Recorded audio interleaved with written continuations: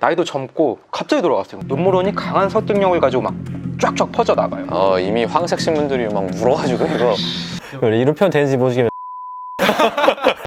우리는 닥터 프렌즈. 안녕하세요, 닥터 프렌즈입니다. 오늘 뭐 저번 시간에 이어서 이 세종의 허리, 가우디의 뼈를 쓰신 우리 경영학과 전문의 이지환 작가님을 모시고 이야기를 나누고 있는데요. 오늘은 이제 굉장히 유명한 모차르트에 대해서 얘기를 해보려고. 모르는 사람 없죠. 모차르트는 어떤 이야기? 모차르트의 사망에 대한 얘기를 좀 해보려고 합니다. 아니, 모차르트가 굉장히 단명했잖아요. 37에 돌아가셨죠. 야, 그러면은 벌써 우리 나이 되기 전에 돌아가신 거예요. 근데 그렇게 많은 걸 남겼어. 모차르트가 사실 그럼 더 살았으면 세상은 얼마나 더 아름다울 수 있었겠어요. 그러니까요. 당시에는 이제 녹음이 안 되니까 모차르트 이제 귀족들이 이 노래를 들을 때 불만이 많았대요. 왜냐면 보통 다른 작곡가들은 프레이즈가 좋으면 그게 반복이 되는데 얘는 천재라서 방금 거 너무 좋았는데 다음에 달라. 계속 다른 변주가 계속 나오니까 너무 좋긴 한데 그러니까 더 아쉬움이 더한 거죠. 그랬을 정도로 천재라는데 무엇이 그런 천재를 인류에게서 빼앗아 갔는지에 대한 그런 추적을 해보시려고 하네요, 오늘은. 예, 맞습니다. 한번 들어보고 싶네요. 이지환 탐정님의 추리를 한번 들어보도록 하겠습니다. 워낙 인기가 많으니까 이 사연을 추정하는 얘기들이 굉장히 많아요. 좀 유명한 거 위주로, 그리고 좀 설득력이 있는 거 위주로 두세 개 정도만 다뤄보려고 하는데, 저희가 제일 유명하게 알고 있는 거는 살리에리 독살설이죠. 그 아마데우스 영화에 나오면은 그 궁정 음악가인 살리데르가 천재 모차르트를 좀 시기해가지고 독살했다. 이게 약간 그런 포지션이야. 주유 포지션이잖아. 하늘은 왜 주유를 낳고 제갈량을 낳았는가, 약간 이런 느낌이잖아.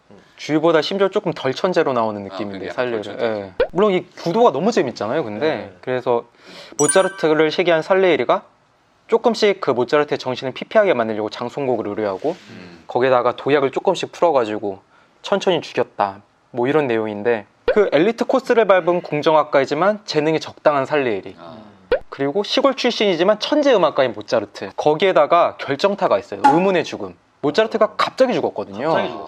심지어 모차르트가 스스로 생을 마감할 이유가 전혀 없었어요. 왜냐면은 중간에 굉장히 힘들다가 막 떠오르기 시작하면서 신성 로마제국 황제의 대관식에도 초청받고, 그리고 돌아가시기 2달 전에 오페라 마술피리를 초연을 했는데 이게 대성공이었거든요. 대박 났죠. 이제 막 신날 일만 남았는데 나이도 젊고 갑자기 돌아갔어요. 근데 그러네. 그러니까 다들 좀 의문을 갖죠. 음모론이 강한 설득력을 가지고 막 쫙쫙 퍼져나가요. 이게 당시에 그랬단 얘기죠. 당시에, 이미 당시에 그랬어요. 이미 황색 신문들이 막 물어가지고 이거 이런 표현 되는지 모르겠지만 심지어 근데 신문에서도 이거를 다뤄요. 그래서 몇몇은 모차르트가 독살당했다고 생각한다. 그는 생전에 거만한 뉘앙스를 풍겼고 이런 태도는 적을 만들기에 충분했다. 그래서 음모론자들은 모차르트의 온몸이 부풀어오르는 것도 독을 먹었기 때문이라고 주장한다. 부종이 있고 그랬으니까 죽을 때 또 그렇죠. 죽을 때 몸이 부풀어 올랐다는 게 가장 이슈였거든요. 죽고 나서가 아니라 죽기 전에. 죽기 전에 이미 막 확실히 이상하긴 하네. 이상하잖아요. 사람들이 결국 이게 사실이라고 믿어버려요. 그냥 그래서 뭐 타블로한테 진실을 요구하듯이 막 살리를 찾아가서 따집니다.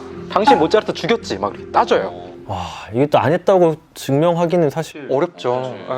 살리는 황당할 거 아니에요. 나는 모차르트 죽은 관련이 없다. 대중들은 잔인하잖아요. 살리에리가 죽여야 재밌는데 자꾸 안 죽였다고 하니까. 그래서 심지어 임종이 다가왔을 때 좀 그렇게 거룩한 순간인데도 가서 막 채근을 해요. 이제 죽으니까 얘기해. 죽으니까 진실을 얘기해. 거의 유언처럼 나는 모차르트 죽은 관련이 없다고 하고 돌아갔어요. 안타깝다. 마지막 말이 그거라니까 안타깝다, 되게. 근데 지금도 우리가 그게 돌아가신 지 2000년도 200년도 넘었잖아요. 그쵸, 2000년이 넘었습니다. 예수님인 줄 알았네. 와, 그 당시 노래가 지금까지? 사실 이거는 당연히 느낌이 오셨겠지만 거짓말이에요. 사실 둘이 제법 친했거든요. 그러면서 모차르트는 사실 다른 음악가 여럿을 많이 무시했어요. 음악적 농담이라는 뭐 곡을 써가지고 재능 없는 음악가들을 비판하기도 했고, 하지만 살리에리와는 뭐 협언은 할 만큼 이제 가까이 지냈고, 모차르트의 성공을 하는 오페라 마술피리를 당신이랑 이제 살리에리 그리고 아내 이렇게 셋이서 한 마차를 타고 초연을 보러 가요. 진짜 부부 사이에 끼었네. 부부 사이에 딱 껴있죠. 완전 찐친인 거예요. 뭐 그리고 시기할 이유도 사실 없었고요. 지금이야 모차르트가 훨씬 천재고 그의 곡만 듣지만 당시에는 살리에리도 굉장히 인기가 좋았고 이미 뭐 궁정 악장이었고, 그래서 사실 이 얘기는 그냥 살리에리만 괴롭힌 불쌍한 얘기였던 걸로 알고 계시면 될 것 같습니다. 그럼 왜 죽었을까요? 사실 모차르트가 워낙 유명인이잖아요. 그래서 쓰기만 하면 논문을 자꾸 실어줘서 그런지 모차르트의 사인을 추정한 논문이 거의 100편이 넘어요. 아유, 죽고 나서도 논문으로 이렇게 그러네. 가장 설득력 있는 두 개 정도만 말씀 좀 드릴게요. 하나는 2001년에 What Killed Mozart라고, 무엇이 모차르트를 죽였는가 라는 좀 제법 도발적인 제목으로 나온 논문이 있는데, 이 논문에서는 모차르트가 기생충알이 가득 담긴 커틀렛을 먹고 결국에는 기생충 때문에 죽었다. 기생충 때문에 죽었다고? 지금으로서 사실 상상하기 어려운 사인인데. 그리고 이 중에서도 특히 선모충증이다, 그런 주장을 했어요. 들어보면은 제법 맞는 말 같아요. 선모충이란 대부분 이제 돼지, 말, 곰, 여우, 그쵸, 특히 돼지, 이들이 먼저 선모충에 감염이 돼요. 선모충은 근데 근육을 좋아하거든요. 근육으로 막 파고들어서 거기다가 알을 낳아요. 그런데 저희가 먹는 고기가 근육인 거잖아요. 이거를 제대로 안 익혀 먹으면은 선모충 알을 사람이 먹게 되고, 그러다 보면 결국 사람이 선모충에 감염이 되는 건데, 이런 증상이 발생하는 게 섭취를 하고 2주에서 8주 사이에 생긴다고 해요. 일단 선모충증이 생기면은 그럼 온몸의 근육이 다 아프겠죠. 그리고 부종이 발생하고 몸이 붓고 열나고, 심하면은 신경장애랑 심근염까지 생겨서 사망까지 할 수 있다 라고 하는데, 이 논문 제법 설득력이 있어요. 이 논문에서는 모차르트가 아내한테 편지했던 내용을 인용을 하는데, 이제 여보, 내가 무슨 냄새를 맡는지 알아? 돼지 커틀릿이야. 진짜 맛있겠지? 당신의 건강을 빌며 먹을게. 진짜 엄청 금슬이 좋았다. 돼지 커트를 먹는다고 막. 근데 이 편지가 모차르트 사망하기 7주 전. 그 시기는 좀 맞네요. 알리바이가 성립 제법 해요. 그리고 선무충증에 걸리면 근육통과 부종이 가장 특징이라고 했는데, 그 모차르트가 사망했던 증상과도 좀 얼추 비슷하거든요. 근데 여기가 짚고 넘어갈 부분이 하나가 있어요. 이 논문에서는 돼지 커틀릿을 먹었다고 얘기를 했다고 했잖아요. 근데 편지 원문을 보면은 돼지 커틀릿이 아니라 그냥 커틀릿이라고만 나와 있어요. 근데 뭐 커틀릿 하면 대부분 돼지고기 아니야? 뭐 돼지 아닌가 하는데, 이때 모차르트가 그 음식을 먹고 편지했던 시기가 18세기잖아요. 18세기 유럽 대부분은 소랑 송아지로 커틀렛을 만들어 먹었거든요. 야, 그때 잘 살았네. 그래서 편지했네. 그러니까 좋은 거 먹으니까 야, 나 소고기 먹는다. 그 돼지고기 먹는다고 편지까지 쓰면 좀 그래. 근데 소는 선무충에 감염이 되지 않아요. 그럼 확 신빙성이 떨어져 버리는데요? 뭐 당연히 선무충 알도 없고 덜 익혀 먹어도 선무충증에 걸리지가 않는데, 그리고 심지어 모차르트가 편지할 무렵은 오스트리아 빈에 있었거든요. 근데 빈은 특히나 어린 송아지 고기를 사용해서 먹고, 이 요리가 지금까지 발전을 해서 비너스 균시체라는 음식이 되고, 아무튼 그래서 모차르트도 아마 송아지 커틀렛을 먹었을 거고, 돼지고기를 먹어서 뭐 선무충증에 걸렸다는 주장이 처음부터 뭐 틀린 얘기 같죠. 그때 인기 많았을 텐데. 그치. 송아지 먹었겠지. 근데 뭐 이렇게 생각하실 수도 있어요. 뭐 아니 돼지 맞을 수도 있잖아. 아니 뭐 돼지 커틀렛을 먹을 수도 있지. 매일 뭐 송아지 고기로 커틀렛을 만드는데 그날따라 그냥, 주방장이 거짓말했을 수 있지. 그쵸, 그날 뭐 주방장이 약간 난 돼지로 만들어보고 싶은데 오늘은 뭐 이랬을 수도 있고. 근데 모차르트 화냈을 것 같아. 돼지 만들었다고요? 일단 거만하니까 내가 맛을 필요했는데 지금. 운이 없을 수도 있잖아요. 뭐 소고기가 떨어진 거야 그날. 돼지 커틀릿을 도전해봤을 수도 있고. 뭐 그런데 사실 조금 일리가 있는 게, 당시에 우역이 좀 심하게 발생해가지고 소가 없었구나. 2억 마리 정도 되는 소가 2억이 죽었다고요? 폐사를 하고, 그리고 아이슬란드에 있는 라키 화산이 터져가지고 일조량이 확 줄었어요, 유럽에. 그래서 농사 짓기가 어려워서 소값이 또 비쌌죠, 좀. 약간 뭐 그래서 정면 승부를 좀 해봐야 돼요, 어차피. 돼지를 먹었다고 치자. 뭐 하필 돼지를 먹고 그 돼지가 하필 선무충증에 걸렸고 그걸 하필 모차르트가 먹어서 감염됐다고 치자는 거예요. 우연히 뭐 겹치고 겹쳐서. 처음에 감기와 고열이 선행을 했고, 그 다음에 온몸에 부종이 생기고 통증이 있었는데, 통증은 주로 허리랑 등에 있었고, 그리고 죽기 전까지 작곡을 할 만큼 정신이 온전했어요. 그리고 마지막으로는 이제 첫 증상이 발생하고 15일 뒤에 돌아가셨는데, 굉장히 빠르게 진행했죠. 선무충증은 근육통이 생기긴 하지만 전신 근육통이 생기거든요. 근데 모차르트는 허리랑 등에 주로 통증이 있었고, 특히 선무충증은 혀 근육에 많이 침범을 해서 심하게 선무충증이 생기면 혀가 이렇게 부풀어 올라요. 발음하기도 어려울 만큼. 그런데 모차르트는 마지막까지 가족들이랑 대화할 만큼 혀가 괜찮았거든요. 그리고 또 다른 하나는 선무충 자체가 사망률 높지가 않아요. 사실 머리로 가지 않는 이상. 만약에 돌아가셔도 뭐 뇌나 심장 손상으로 돌아가시는데, 모차르트는 돌아가시기 전까지 작곡을 할 만큼 정신이 온전했죠. 뇌 손상은 아닐 거예요.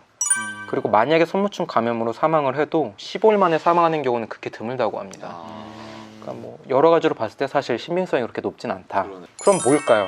짧게 먼저 답을 드리면 PSGN이라고 연쇄구균 감염 후 사구체 신염이라는 건데 그래 그게 제일 신빙성이 있겠네. 그쵸. 허리와 여기가 아팠고 처음에 고열과 감기가 있고 이 PSGN이 포스트 스트랩토코칼 글로메룰 에프라이티스라고 해가지고 그룹의 헤모리틱 스트랩토코쿠스 균에 감염이 돼요. 보통 그게 상기도 감염을 일으켜가지고 감기 증상 같은 게 생기는데 이제 그것과 싸우기 위해서 우리 면역이 활성이 되잖아요. 근데 이런 면역 복합체들이 하필 콩팥 쪽에 쌓이면서 손상을 주는 거예요. 그래가지고 꽤 많은 환자분들이 감기가 걸린 다음에 그 면역 복합체가 콩팥에 쌓이면서 혈뇨, 검은색 콜라색 소변을 보기도 하고 이제 급성기로 가는데 콩팥 기능이 아예 부전이 빠지면은 죽을 수도 있어요. 부종이 심해지면은 전해질 불균형이라든지 폐부종 이런 걸로 갑자기 사망할 수가 있어요. 근데 그거를 넘어가기만 하면은 살 수 있거든요. 지금은 뭐 대증치료가 워낙 좋으니까 혈압 관리해주고 부종 같은 거 심하지 않게 잘 조절해주고 호흡 잘 할 수 있게 해주고 하면은 아무런 후유증 없이 넘어갈 수도 있어요, 사실은. 근데 18세기는 혈압도 재지 못하던 시기여가지고 감기 고열 맞고 전신부종, 허리와 등 통증 그리고 갑작스러운 사망까지 모두 깔끔하게 설명이 되죠. 살리에르가 얘를 걸리게 한 거 아닐까요? 감기를 막 추운데 막 건조하고 막 돌아다니면서 막 이렇게 동정해서 연쇄구균 동정해서 이거 헤모라이틱이네 이렇게 봐가지고 근데 뭐 진짜 얼추 말이 되네요. 그 사망의 과정이 말이 좀 되긴 하네요. 그리고 이거를 또 한번 증명을 했거든요. 이게 또 굉장히 우아해요. 이 논문에서는 빈 질병관리국 자료를 다 찾아오는데 이게 수기로 작성돼서 1607년부터 돼 있거든요. 모차르트가 사망한 해에도 있었어요. 물론 당연히 진단명은 틀리지만 증상은 대충 알 수 있잖아요. 모차르트가 사망한 1791년, 그 앞에 있던 1790년, 그 뒤에 있던 1792년을 전수조사를 합니다. 뭘로 사망을 했는지 예, 그 겨울에 딱 봤더니 1791년 모차르트가 사망했던 해의 겨울만 희한하게 고열을 막 보이더니 부종으로 이제 온몸이 띵띵 붓고 사망하신 분이 유독 많은 거예요. 콩팥이 망가지면서 수분이 정체돼가지고 눈 같은 데도 붓기 시작해가지고 온몸이 붓고 이제 막 호흡곤란도 생기고. 신장염이랑 부종이 유행처럼 올 수 있는 거가 당연히 PSGN이다. 딱 이렇게 세균 감염으로 인해서 생긴 거다라는 게 깔끔하게 증명이 되죠. 이 논문 보고 굉장히 놀랐어요. 제목도 엄청 섹시하거든요. 볼프강 아마데우스 모차르트의 죽음 역학적 관점에서 제목부터 제목 섹시하죠. 모차르트의 삶과 죽음을 이렇게 반추해 봤는데 그동안 모차르트의 너무 화려하고 자극적인 면만 저희가 보지 않았나라는 생각도 좀 들더라고요. 모차르트가 분명 좀 사치스럽고 거만하긴 했지만 600곡이 넘는 곡도 쓰시고 하셨으니까 안타깝게 돌아가시지만 않았다면 더 좋은 곡을 아무튼 저희가 오늘은 이렇게 모차르트를 죽음에 이끌게 했던 그 질병이 뭔지 한번 추적하는 과정을 가져봤고요. 이렇게 막 다 풀면 책이 팔릴까요? 그 중에 몇 개만 한 거여서 아마 사실 여기 많이 있더라고요. 또 궁금하시면은 책 보시면은 더 사실 자세한 이야기가 있습니다. 다음에 더 저희가 재밌는 내용으로 찾아오겠습니다. 감사합니다.